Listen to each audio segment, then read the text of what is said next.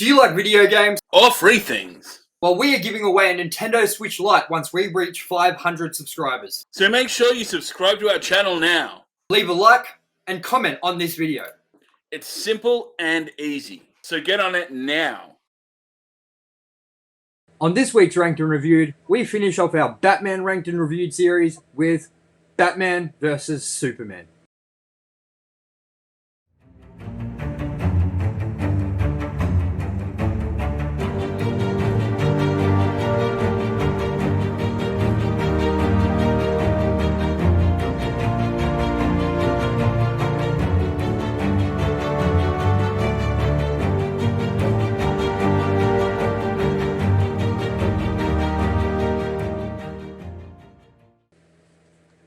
Hello everyone and welcome back to our brand new episode of Ranked and Reviewed. I am your host, Tomye West, and joining me as always is my co-host, ALANNIS Maximus.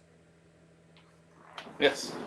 Greetings. Now, before we get into things, please make sure, if you're watching, leave us a like, a comment, and make sure you sub to the channel. Because if you do all that, you can win yourself a Nintendo Switch Lite. Now, you also get to pick the color too, green, yellow, or pink. Make sure you follow those instructions on screen right now. Subscribe, like the video, and chuck us a comment. Once we reach 500 subs, we will be giving out a Nintendo Switch Lite to one lucky subscriber. But, if you comment, you like the post, our video, and you share it, your chances are probably going to be a little bit better than somebody who doesn't interact with the channel. Just a little hint. Just something to help you maybe win. What do you think about this, ALANNIS? Do you think it's a cool prize? It is a cool prize. And you know what I'll also throw in with that? George Clooney. George Clooney bubbling. Doesn't bubble though, which is lame. It's a pop vinyl. But, you know, he's got a bubbling head in the movies. So maybe you could customize it yourself and make it bubble or something. I don't know. Yeah. Just shake it like this. Well, you do this. Alright, so everybody, if you are joining us for the first time, which I hope you haven't because... Which I hope you aren't because you're missing out on a lot. We're here to rank and review Batman vs. Superman against all the previous Batman movies in the franchise. We have ranked and reviewed Batman movies including Batman 1989, Batman Returns, Batman Forever, Batman and Robin, Batman Begins, The Dark Knight Rises, the Lego Batman movie, and now we are doing Batman vs. Superman. That's a whole lot of Batman, and I tell you what, I am quite happy to be at the end of it. How about you? I am too. There is a lot of Batman, but it's There is. There is. I feel we're going to revisit this at some point as well because there is a lot of Batman. We haven't done a few of the movies that we want to do, which is like the Mask of Phantasm, the Batman 1966 movie. I wouldn't mind doing Under the Red Hood. There's a bunch. There's one. Yeah. Where are you? Where are you? Where is he? Where is he? I don't know where it is, but Batman and the Ninja Turtles as well. That is also a good one. That is a good one. One other question though for you. Who's better, man? Batman or Superman? Ooh. I think I am on the side of Supes. Just. You fucking asshole, Alan. Well, I mean, I think that's it's kind of perfect for our dynamic as well. They're like Batman, Superman. Why? PlayStation, Xbox. Tell me why. Batman Robin's great. You don't like it? Tell me why you like. Tell me why you like Superman more. I just think he's. I think they're very parallel in some ways. Like they're both. If they lose control, the world's fucked. But I think. I don't know. I like the premise of Superman that little bit more. That he's always trying to help and he's always good. Even though he doesn't if he has that one bad day, then the world is through, like the injustice thing. But he's always doesn't go there, no matter what happens, pretty much. We got a lot to talk about in this episode. So, with that, we're going to get straight into it with our overview of this movie. Now, Batman vs Superman with the tagline on it, Dawn of Justice. This was released 2016, rated PG-13. It goes for 2 hours and 32 minutes, but we did the extended cut. I believe we did the extended cut. Did you, Alannis? Yes. Cool. This has a IMDb rating of 6.4 out of 10. It is directed by Zack Snyder. It is written by Chris Terrario, David S. Goyer, Bob Kane. Stars Ben Affleck, Henry Cavill, Amy Adams, Jeremy Irons, Jesse Eisenberg, Lawrence Fishburne, Holly Hunter, and a bunch more. Now, this movie had a box office budget of $250 million, and on its opening weekend, it did $166 million just in US and Canada, and then on its opening weekend, gross, not opening weekend, so gross total in just US and Canada, $330 million, with a gross worldwide earning of $873 million. Which is surprising. I swear I thought this movie did cross the $1 billion mark, but doesn't look like it quite did. I don't know if that includes the DVD and the Blu-rays and sales and stuff. I'm not really sure what the whole gross comes to. Do you know if it's including everything or not? I think it actually, that's a good question. I mean, the total grossing would be infinite. Yeah, because it never ends. It has to be its box office. It has to be, yeah. So, on the subject, it's a slight off thing, but I think you'll find it funny, and I think everyone out there will find it funny. I bought the new Doctor Strange movie on Blu-ray yesterday. Yep. And Morbius, it seems, has also recently come out on Blu-ray. Because I bought Doctor Strange, they instantly offered me 25% off buying Morbius. I'm still not going to buy it, but... I wouldn't buy it, no. You're going to buy a DVD and they go, take it. And I'll be like, no, fucking get it away. If you ever buy the box collection of the Marvel MCU or whatever, if they ever release, how they've done James Bond, they've released, all fucking movies in one collection. If they ever do that with Marvel Cinematic Universe movies, you should just ask for one without Morbius in it. Yeah. I don't even want it in my collection. Yeah. Anyways, with that, we're going to get into our thoughts on Batman vs. Superman. And with that, I am going to let Alannis take the stage and give us his thoughts to begin with. Alannis, take the throne. I would like to say I really wanted to really like this movie, and I think it has some really good elements to it. But as a whole, it kind of epitomizes what I don't like about the DCU being a bit of a dog's breakfast. This movie in particular itself, Henry Cavill, great. Batman, great. Ben Affleck, I should say. Everything else kind of either leaves a bit to desire, or there's too much crammed in. Like Doomsday, I liken almost to Bane from Batman and Robin. Like Bane, he's just not the character. I don't know if I put him on that sort of level, but I would say, okay, we didn't rank and review this movie, but I'd put him on the same sort of level as Steppenwolf from Justice League. I know that Steppenwolf is calling out down Doomsday and shit. Is that right? He's calling down Darkseid, isn't he? Yeah, Darkseid. Yeah. Doomsday. Yeah, I get that he's but I'm more looking at him as just okay. I don't know if you like MCU and you like comic book stuff. I hate when the villain is CGI. If the villain's CGI, I'm not interested. It's fucking boring to me.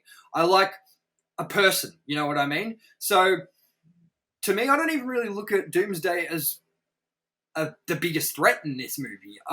He's barely in it. And whenever I watch this movie and then think back on it, I never think like, who was the villain in that movie? Oh, Doomsday. I always think Lex Luthor. I think that's another reason he gets to me as well. Like, they completely change his story. He's meant to be a dude that's a baby fired out of a space cannon over and over, essentially. He's not meant to be Superboy, aka Lex Luthor and Superman combined. And the Death of Superman comics, he wipes the floor with the Justice League. He's a big fucking thing. Like, he is to Superman what Bane is to Batman. Like, one broke the bat, one killed Superman, and he was just poor delivery. They didn't do it well. I don't think it. Yeah. And how do you think that this was the? How do you think the extended cut fares up to the original cut?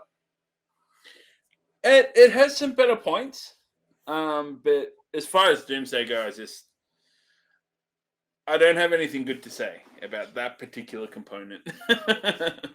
100%. And what do you think about Lex Luthor's, or Jesse Eisenberg's Lex Luthor portrayal?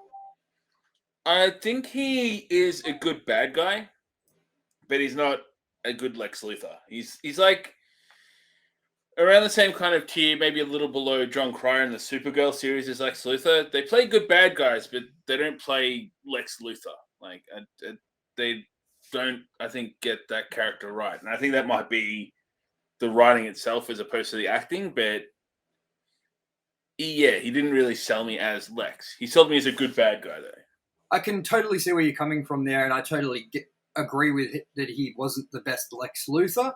But I think that, as I said to you earlier, maybe, that say if they didn't name this Lex Luthor, if they said this is Riddler, how would you feel then? A lot better. He would make a really good Riddler. He would make a damn fine Riddler. I would like to see him as Riddler. Yes, that is a good idea. And how did you feel about sort of, even though it's not your Lex Luthor, it's not the way you know Lex Luthor, how did you think that Jesse Eisenberg played this Lex Luthor with, like, his direction of it? So I know you're saying it's not the best. You would have preferred him be another dude, but like, you got to look at it like he took the words from the page and turned it into his own. He didn't want to do a Lex Luthor that everyone had done before or had seen before. And I think that's kind of what we got with a lot of everyone in this movie was like, we got a Batman that we've never really seen before. Well, we've seen Superman before, but, we got a Wonder Woman finally that we hadn't seen before. We got sort of a Flash cameo appearance in it. So what did you think about, like, if it wasn't for him, like, trying to put it like, if he took that character, the way he took that character, and I know it's not necessarily the Lex Luthor you like, what did you think of his spin on it? Did you think that there was anything captivating about it? Did you think there was any saving grace about it? Or did you just think it was overdone? What do you think? I think what he did in, like, his performance was good. I think that's the best way I can put it, is he played a really good bad guy, but not Lex. Like, he made a good character, but I would have preferred to have seen it as not under the name of Lex Luthor. I don't think that didn't really fit who he is, I don't think.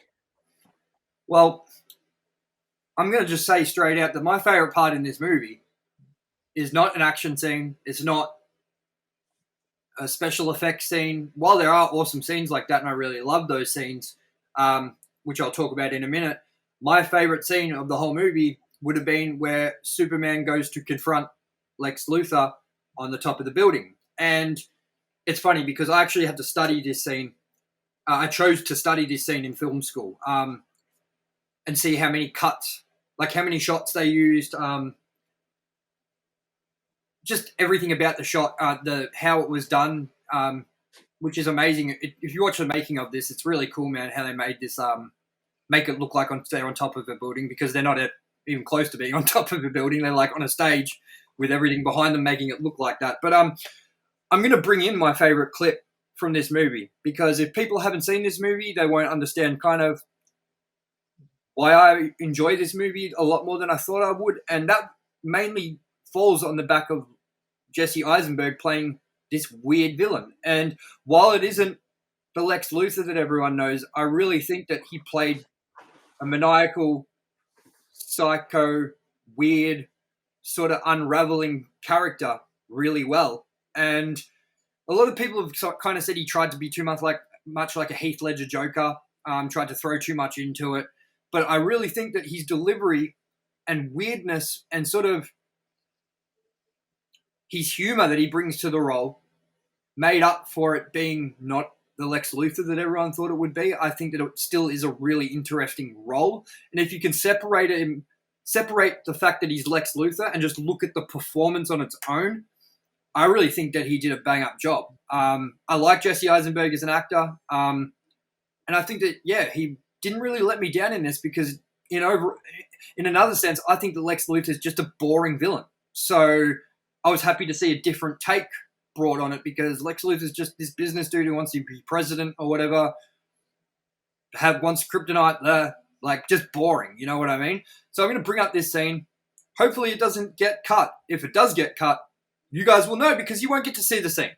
But this would be my favorite scene of the whole movie, and I really enjoy Jesse Eisenberg's sort of portrayal of what he saw on the words on the script and how he brought it to life in his own sort of way.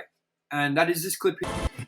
Now that is what captivated me through this movie. That's what made me love this movie, is that sort of playful, weird, psycho character that Jesse Eisenberg brought to Lex Luthor. And I think about this movie, man, without that performance of Lex Luthor and what it would have been if it would have just been a normal-ass Lex Luthor, would have it been more fun? Yeah, but I don't know. I get where you're going, but at the same time, I feel, I don't know. The last thing I'll bring up about Lex Luthor is, what did you think about when he does transform sort of into the Lex Luthor that we all know with his bald head, sort of thing like that? I think they should have had him bald from the start. I don't get why they did it that way. Well, I appreciate they did. I think that was another thing. I think the look, he should have been bald. It would have made at least a little bit more of a connection to the character with the difference of how it's acted as well. But having said that, I don't think the performance is bad. I think it could have been something else. As you said yourself, the Riddler would have been perfect there. And I mean, I almost would have believed the Riddler pulling something off like that. He's the mastermind kind of thing. I think that could have been really cool. But yeah, it is weird because it is kind of in between the two. I never thought of him from a Riddler point of view. Yeah, well, exactly, man. That's the way I kind of looked at him, was just take out the name Lex Luthor and just look at him as a villain. Maybe insert your own name. Maybe that'll make you enjoy it more. Because Lex Luthor, I understand people are looking for a certain character when it comes to Lex Luthor, but really he is so boring. He's just I want to become president. I am Lex Luthor. He's just some boring bald head dude, in my opinion. You know what I mean? So I liked that Jesse Eisenberg just brought something weird and quirky to the character and sort of made it very over the top and very delivered in a very silly way, but sort of fun. The way he's where is she? I don't know. I wouldn't let them tell me. It's just really silly. And now with that, that's all I wanted to ask about Jesse Eisenberg / Lex Luthor. How do you feel about Ben Affleck's portrayal as the Bat? Because before I get into yours, I'm just going to say that I think straight up Ben Affleck is one of the best Batman there has been. I think that the outfit that he wears, the sort of more Dark Knight Returns vibe that we got of the suit, the light up eyes, the digitized voice, the fact that Batman will fucking nearly kills people in this movie, even though it happens in the nightmare sequence, which, by the way, I love. All the stuff with him using an AK gun, man, the way those scenes were directed, the nightmare scene, even the warehouse scene towards the end of the movie where he's just it's the Batman sort of combat that we wanted to see in a Batman movie forever. And I don't even think we got that cooler looking combat in the Dark Knight trilogy, where like say in the warehouse where he's throwing the box over, where he's throwing using all these tools from above, like they think he's coming through the door and like, you know, he blows them from underneath and stuff. Like I just think we got so much cool shit. And Ben Affleck did a great job. And I hate that it just happened to be in this movie, which just happened to not fare so well with the fans / moviegoers. What do you think of Ben Affleck's Batman? I think he probably is the best, to be honest. And I'm with you as well. Thank you. I didn't want to say it, but yes, thank you. I would put him probably. Actually, if we rank the Batman, I would put him at the top. And I think it's sad that, as you said, like this Justice League, the DCEU killed him as the Batman. Like I think that he should have had his own movies. Are we getting what was that, sir? Are we getting a couple more appearances of him? Like I pretty much thought I heard them say he's going to be in the Flash. And I heard that he might be even in another one as well. I just read the other day that he may be in Nightwing or something like that. Like I hope so. I just hope we get to see more of him, man, because I really think that he got dealt a harsh blow. I think that people gave him too much of a hard time. And basically, he gave us the Batman that I've wanted forever. Like, Absolutely. Like, come on, man. It gets to a point where it's like, are you really going to keep taking the same villains and putting them in Arkham Asylum and then letting them get out and then just having to repeat the process? Like, surely Batman's going to break one day and just be like, I'm just going to kill these motherfuckers. You know what I mean? Like, I cannot do this anymore. Can you guys keep them in the fucking jail? Like, or wherever we put them? Like, how are these cunts getting out all the time? You know what I mean? So I think it brought a Batman to us that we really liked, really needed. You know, and I'm going to have a quick look at what Ben Affleck, it says,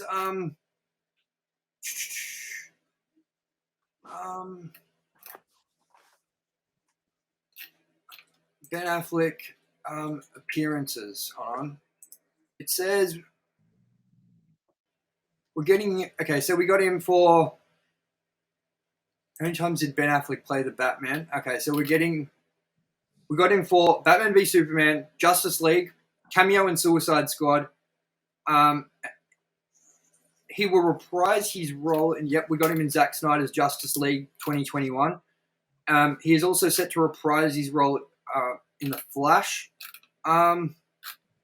I swear I heard that he was going to be in another movie as well, but I can't be certain. And I really wish that he was in the place of where Robert Pattinson is now for the Batman 2022. I don't know about you, but I don't know what it is about that movie. It just fucking rubbed me the wrong way, that whole movie. I just felt like it was too dark. I just felt like it was the Batman. I think Batman was boring. I think that Bruce Wayne was boring. I thought the Riddler was awesome. There's just things, like, as I said, with that movie, man, it reached, like, the moment of, like, interest for me too late into the movie. Like, once the city started flooding and all that sort of shit was when I was like, this is good. But before that, I was like, come on, you know? And with Batman v Superman, I felt like they gave us enough cool shit in this movie that it didn't ever feel like it got stale. Like, I felt like the nightmare scene was amazing. I felt like those bits that Jesse Eisenberg was in was enough to captivate me for a weird, awkward, cool performance that he did. I think that the Batmobile was way cooler in this. I think that the Batsuit was way cooler in this. I just found everything about this steampunk Robert Pattinson Batman to just not be half as interesting as either previous installments like the Dark Knight trilogy or what they did in Batman vs Superman, even though it got the rap that it did, being not the best movie. And with that, I'm going to ask a couple more questions. What did you think about Wonder Woman? And what did you think about Superman? And what did you think about Jeremy Irons as Alfred? I don't think there's ever been a bad Alfred casting. I like him. Wonder Woman, I've not disliked it, but I always think Gal Gadot, she's I don't think too pretty, but too small. To me, Wonder Woman should be stocky. Sorry, I got to change my background. It's some terrible band called My Chemical Romance. yes, we don't want that. Yeah, I don't think she did a bad job, but I think she's too small. Like she doesn't look like Wonder Woman, if you know what I mean. She should be squarer. But that's not really a major criticism. I think she did do a good job, but she could it just wasn't perfect. I don't think. I'll give her a 7, 8 out of 10, not a 10, if you know what I mean. Like she's not Batman. And And what was the last one? Superman. I like Henry Cavill. I think he's done a good job. I think he was better than Brandon Routh. He was nothing on. Dude, that's not hard. That's not hard. Let's not make it. It was interesting. Like in the Arrowverse, they actually did a crossover where he was already playing Adam in that, but he actually is Superman again in that at one point, which was very interesting seeing him put the tights back on. And what I wanted to hear as well is, as I asked you before, but kind of wanted to dive into it more, would you recommend that people watch the theatrical cut of this movie or the extended cut?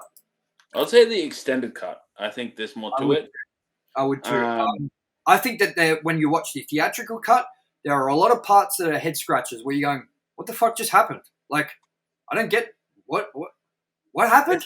You know what I mean? It's not as bad as Snyder's cut, though, like with Justice League. I feel Snyder's cut of Justice League, the non-Snyder cut, was literally made no sense. It made no fucking sense. It's not like that, but I do agree. It does expand those little moments that make no sense. Like that part where the chick gets pushed in front of the train and shit, like all of that's missing from the theatrical cut. And when like you see it, okay, while it is an extra 30 minutes or 28 minutes or whatever fucking amount of time it is, and it's not a lot, it's only parts here and there, those parts that they did take out, I feel were almost vital to the movie. And they took them out, and it made the pacing of it very weird. So if you haven't seen if you've seen the theatrical cut and weren't the biggest fan of it and had some moments where you're like, what the fuck? What happened? Like, go watch the theatrical cut if you can be bothered. It's 3 hours long. And see if it plays out better for you. Because I remember being able to sympathize why people didn't really like this movie and being like, yeah, I get it. There was a lot pushed into it. It was a lot trying to be told in the one movie.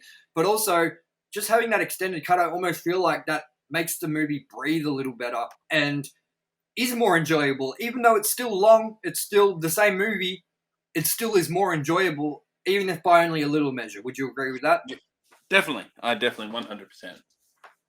And what did you think about the big fight? Did you think that it was done well? Because I think that if it would have gone any other way, I mean, Batman for me, we had an argument at the start where you think Superman's better. I'm going to quickly argue to my point of why Superman isn't better. Because there is no threat with Superman. There's no threat. Superman is too strong. He is unbeatable. The only thing that can beat him is this fucking rock, kryptonite. So unless someone has this rock, kryptonite, Superman is never really in danger. And I've always felt that that's the boring thing about Superman is that he's just, what are you going to do? What are you going to do against Superman? Like, he can jump taller buildings than you. He can fly. He can beat the shit out of you. Like, unless you have this kryptonite rock, he's good. You know? Only if you're from Earth. And not magic as well. Magic as well hurts him. I just feel like Superman is too superhero for me. And not just that, I feel like he is it's too safe, Superman. I just feel like he's like, I don't know, what would you put the MCU sort of like, what character would you put next to him from the MCU? Like, similar, like. There isn't actually a real main Superman comparison. And that's what I mean. It's because everyone has something that is weak, like that makes them weak. There are some, but they're not big characters. Like there's Sentry and things like that. But yeah, I just think Batman is cooler. Batman City is cooler. Like Gotham is cooler than Metropolis. Batman has way cooler villains. Superman, like, as I said, Doomsday, fucking all these Steppenwolf, fucking boring as fuck CGI from other planet, fucking whatever. And Batman's like, I gotta deal with this crazy dude who's like blowing up buildings and shit, and I'm just a dude. You know what I mean? Like, I just find Batman to be grittier, dirtier, more realistic, more grounded, and more appetizing in absolutely every way. Like, apart from what people think of Man of Steel, which I've heard it's okay, people like it and whatever, and people like the original, like, what, Christopher Reeve Superman 1 and 2 or whatever. But apart from that, have we ever gotten a good Superman movie again? Like, it's been fucking years, like, since we've had something we could tangibly say was everyone across the board was like, that was awesome. Like, Man of Steel, everyone was like, yeah, it was all right. It was okay.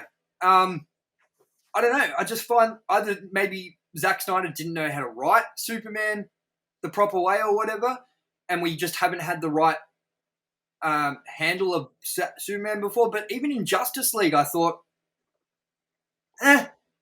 like, everyone else in this is way more interesting because they have a lot more to lose. You know what I mean? Like, the Flash, he's fast, but he also can't go as fast as he would like to it occasionally. He runs out of, like, stamina and shit. I don't like Wonder Woman anyway. I've always thought she was boring. I look at her as like a Xena warrior princess. Cyborg, even in Justice League, he was pretty fucking flat. Didn't really have much going on for him. I mean, I just think Batman is so interesting as a comic book character. And when you put Batman against Superman, it's hard to be like, well, Batman's going to win. But if he's got kryptonite, you're like, Batman's going to win. You know what I mean? So, I don't know. I couldn't sit here. I can sit here all day and bitch how much I don't like Superman because he's really fucking boring to me. And I just think that there are no stakes with Batman. Superman. I think that it's more cool if they do a Superman movie where, like, Superman's going to save the world from being destroyed or a city from being destroyed. But when it's him being the actual thing that's threatened, to me there just is no interest. The competition's boring. You know, he's just too powerful. I guess that's what happens when you write a superhero in the 1939, like, so in the 30s, where they were like, oh, this guy's invincible. And then they're like, oh, wait a minute, that kind of causes us problems for our future stories, doesn't it? You know what I mean? I do think they have toned him down a lot in other things. Like, I think Snyder did write him in pretty OP, but then if you compare that to what they've got at the moment, there's a series, Superman and Lois, where it kind of does show that he is quite vulnerable from other things, aliens, magic, things like that. Which I think that might be why I say Superman's better, because I've seen kind of more of that side of it. But yeah, I definitely get where you're coming from as well. Like, when it is just the OP, nothing can stop me except kryptonite. I think that's boring as well. But I think it's kind of impossible to write a Batman versus Superman without Batman having something up his sleeve like kryptonite, which makes it very sort of you can kind of get what's going to happen before it even happens. You know what I mean? I mean, to be honest, I never would have thought that the whole Martha thing was going to happen, but it did. So whatever. What did you think about that fact anyway? I'm not sure, before this movie, were they both named Martha or not? That's what I wanted to know, because I never picked up on it until this movie. And it's like, huh? Really? Huh. I'm trying to think. Hold on one second. What do we got here? We got Batman and Superman comic book right here. Now, let me quickly open this and see if he says anything about his mum. Because if he says, hey, Martha, I'll be like, okay, I settle. Yeah, see, when Superman gets into it, it all becomes too much for me, man. I'm looking at this comic book now, and it's just like, of course, Darkseid. Yeah, no, I can't see anything. That's what I'd like to know, man. By the way, I don't know if anyone's seen this.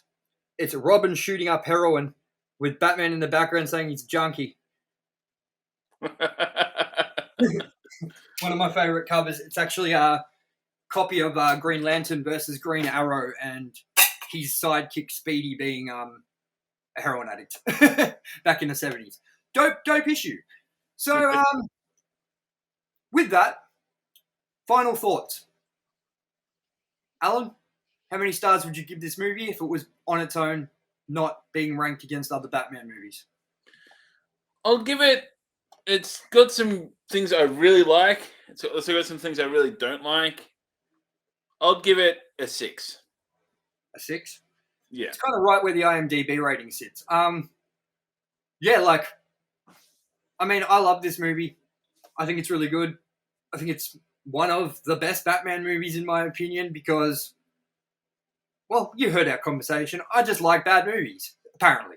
So, before we get into our final ranking, we're going to go into some trivia on this movie. Maybe we'll have our Martha question answered. Hey, if you know the answer, which we could look at it, we could Google it right now, but you know what? Give a fuck. So, not going to.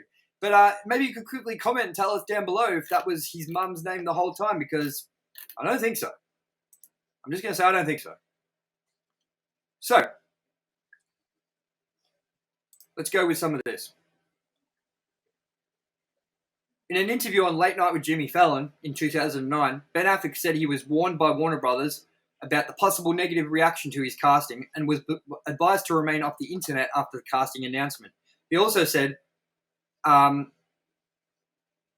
studio showed him negative comments that fans had initially made to previous superhero castings. Affleck said in spite of the studio warnings, he still checked out the online message board. The first comment he read was, "Affleck as Batman? No!" After seeing that, he immediately went offline. In this film, Batman wears a voice modulator in his suit to electronically alter his voice. After the casting of Ben Affleck in the role, this was the idea that had been suggested by his friend, director Kevin Smith, as he felt Affleck's natural speaking voice was too high-pitched for Batman. He also felt it wouldn't sound as ridiculous as Christian Bale's voice in the Christopher Nolan Dark Knight trilogy. So, Kevin Smith actually brought in one of the best aspects to this movie, which was using that voice modulator. According to Ben Affleck, he was surprised when he was offered the Batman role and was at first hesitant to commit to it. He was won over after a meeting with Zack Snyder, who pitched Affleck his vision of Batman and showed him concept art for the film. The armor that Ben Affleck wears is based on Batman's armor in the comic book The Dark Knight Returns, which we said before. Superman, this is what I was going to tell you before, Superman only had 42 lines of dialogue throughout the entire movie. Mm-hmm. That's why I wouldn't consider this a Superman movie, really. I would consider this more of a Batman movie than a Superman movie. How about you? Absolutely, I agree with that. Christian Bale mentioned in an interview that he felt like he wanted to continue playing Batman. He then jokingly said, "I'm jealous of someone else playing Batman." In reality, however, he actually met with Ben Affleck when he was cast and wished him luck for the making of the film.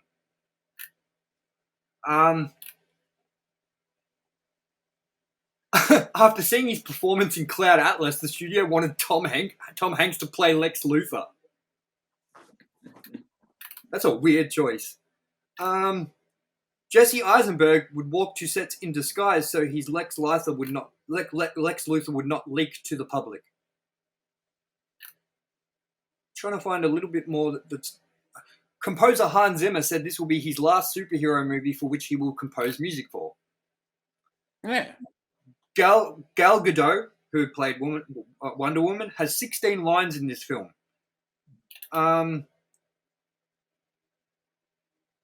Before Jesse Eisenberg was cast as Lex Luthor, Matt Damon, Bradley Cooper, Adam Driver, and some other dude were on the list to play by Warner Brothers to play the part.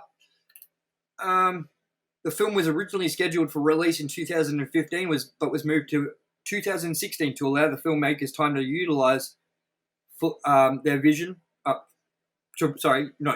to realize their vision fully, given the complex visual nature of the story. And we will go 2 more. Ben Affleck called the Batsuit his visual effects pajamas. I don't get that. And Ben Affleck auditioned for the role of Dick Grayson / Robin in Batman 1989 before the character was cut from the script. Yeah. And with that, we are going to come to our finale. The ending. Dun, dun, dun, dun, dun, The dun. final rank of our Batman movies. Will you agree? Yes. Probably not. So with that, our ranking, and get ready for it. The ranking goes a little like this. First, we will show you what last week's ranking was, and that is. Wait, I can't tell if. Okay, yeah. So it'll be this one. For everyone watching at home, for everyone listening, mine is The Dark Knight number 1, the Lego Batman 2. Lego Batman movie number 2. Batman Begins number 3, Batman Forever number 4, Batman from 1989 number 5, number 6, The Batman from 2022, number 7, The Dark Knight Rises 2013, number 8, Batman and Robin 1997, number 9, Batman Returns 1992. ALANNIS is Batman Forever at number 1, Batman Returns at number 2, the Lego Batman movie number 3, The Dark Knight number 4, Batman Begins number 5, Batman and Robin number 6, number 7, Batman from 1989, number 8, The Batman from 2020, and 2022, and the number 9 is The Dark Knight Rises. And our finale ranking goes a little like this. I got 2 number 9s, but whatever, you get the idea. I just saw it then. I was like, what the fuck? So, just imagine that last one's a 10. We've got 10 Batman movies. Yeah. So it goes a little like this. Number 1, The Dark Knight. Number 2, the Lego Batman movie. Number 3, Batman Begins. Number 4, Batman vs. Superman. Number 5, Batman Forever. Number 6, The Batman. Number 7, The Batman. Number 8, The Dark Knight Rises. Number 9, Batman and Robin. Number 10, Batman Returns. And then you, ALANNIS is Batman Forever at 1, 2, Batman Returns, 3, Lego Batman movie, number 4, The Dark Knight, number 5, Batman Begins, number 6, Batman and Robin, number 7, Batman, number 8, The Batman, number 9, Batman vs. Superman, and last but not least, is The Dark Knight Rises. Now I think about it though, I think I would put this above The Batman. You would? I think some of the things you said is swayed my opinion, and I'm going, Yes, it definitely is better than The Batman. I will give it a promotion. All right, well, we will do that quickly to finalize this. While I'm doing that, ALANNIS, why don't you tell everyone what we have coming up for Ranked and Reviewed starting next week, alongside what else we've decided to do? We have Halloween kicking off, which is incredibly early, but there's a lot of those movies. We also we're looking into Doubling Up, and I have a little bit of a goldfish moment because you might have to correct me, and this might also be letting a cat out of the bag, but we're looking at maybe the Predator franchise, is that right? Predator franchise, yes. We will be doing I remembered. I did. I'm good. We'll be doing the Predator franchise alongside Halloween, and the only reason we are doing that is because we are getting a new Predator movie as of, I'm not sure when it is, I think it's August 5th. I think. Yeah. And it's coming to streaming, which is weird. Yes. And it is called Prey, and it looks like it will definitely be better than the last Predator movie, because that wouldn't be hard. That would not be hard. What was the last one? Oh, yeah, 2018. I just watched that the night, actually, man. Am I crazy? Am I crazy, or is Predators really good? Predators was really good. That was a upturn in a downward slope, I think. But the Predator, were they coming to steal autism? No. Oh, speaking of Predator, and while we're killing time, a little bit of trivia about that to get you interested. In Predators, Danny Trejo's character was described as looking like Danny Trejo. Now, Danny Trejo got the role because he rang whoever was casting and goes, I've heard that this guy looks like Danny Trejo. I am Danny Trejo. I look like Danny Trejo. And he got the role. Touching. That's awesome. It's really creepy when he's like dead and they're like gonna leave him, and then you hear him like, "Help me!" So with that, let's bring up our final ranking. I think I fixed my one so there's not 2 number 9s, but whatever. Yes. You happy with that? I am. So for everyone that's watching at the moment, ALANNIS pretty much puts the Dark Knight Rises at the end, right with the new Batman movie. And I kind of put the new Batman movie towards the end of the list too. That's interesting because it is getting higher praise than usual. And people seem to really like it. But But for those people listening, to clarify how we feel about it, we feel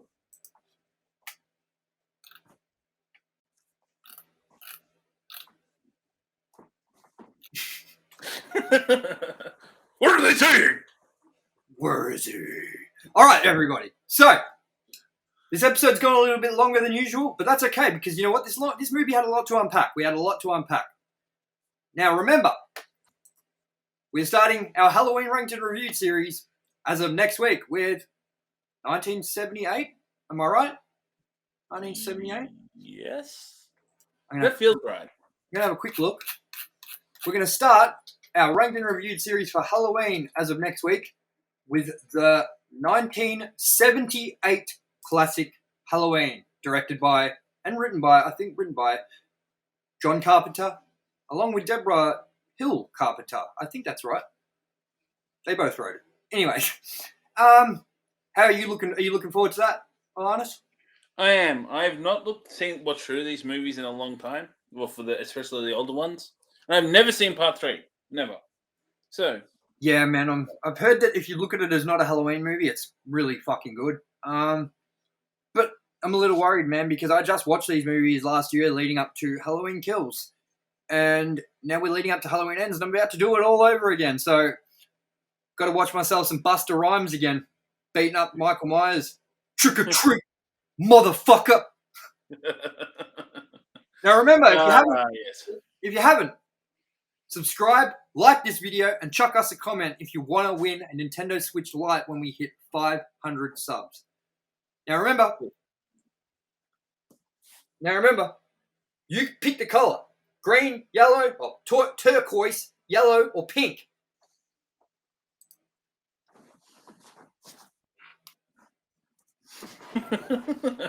So, as always, I'm your host, Tomye West. Joining me, as always, is my co-host, ALANNIS Maximus.